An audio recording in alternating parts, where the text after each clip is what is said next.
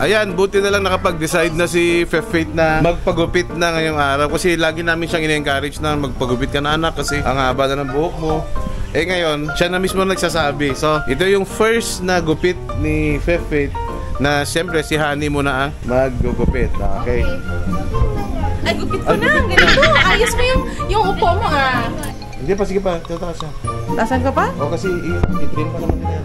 Tasan. Oh. Yay! Yay! Woo! Today is June 29, ng first gupit ni Fefe. Ang ganda. Anak, huwag ka magulo na. Para mo ka na. Oh, Yan, hawak mo na. Oh, Lord my God. hawak mo na. Ay, tingin ka lang sa akin.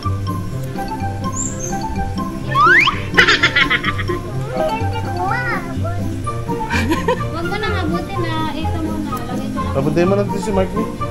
Sandali. Pare, ganyan yan. Pagandahin yan. Ang galing! This is your hair! It's so cute! It's so mahaba kanina. Ang galing! Ang ganda. Pareho na tayo ng hair! Mami, tama na to tignan natin yung hair mo. Yung hair mo. Anak, tignan natin yung hair mo. Atras ka. Likod ka.